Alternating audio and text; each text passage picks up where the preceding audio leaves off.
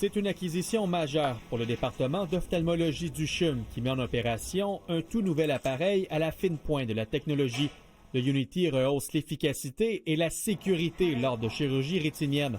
Le CHUM est le premier centre hospitalier du Québec à l'utiliser. C'est une avancée assez importante. On est vraiment les premiers au Québec et parmi les premiers au Canada.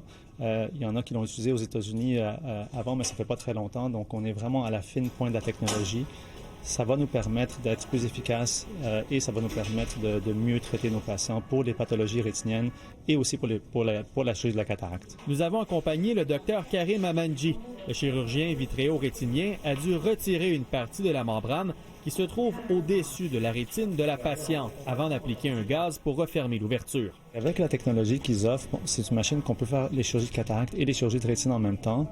Elle promet d'être plus rapide en termes de la chirurgie et plus sécuritaire lorsqu'on opère sur la rétine. On veut aller très proche de la rétine sans toucher ou abîmer la rétine. Cette machine nous permet de le faire de façon efficace et sécuritaire. Un appareil qui permet d'améliorer la qualité de vie des personnes vivant avec des troubles de vision. C'est le cas de Diane Bouchard. Elle souffrait jusqu'à tout récemment d'un trou maculaire, soit une déchirure au centre de la rétine, ce qui lui causait bien des désagréments. Je faisais tout plein d'erreurs, là, tu sais, en lisant, je descendais mes phrases, j'oubliais des mots parce que les visages étaient tout un petit peu flous, les visages commençaient à être flous. Heureusement, j'avais l'autre œil qui pouvait compenser, mais si je bloquais un œil. L'arrivée de ce nouvel appareil permettra-t-il de désengorger les listes d'attente? Il y a présentement 25 000 patients au Québec en attente d'une consultation en ophtalmologie. La liste est encore plus longue en ce qui concerne les opérations, avec plus de 30 000 personnes en attente d'une chirurgie, dont certains depuis plus d'1 an.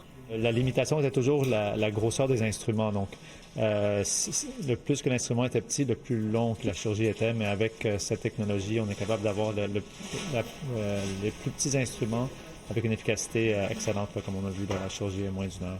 Diane Bouchard se compte chanceuse d'avoir été l'une des toutes premières à bénéficier de ce nouvel appareil. Étienne Malouin, TVA Nouvelles, Montréal.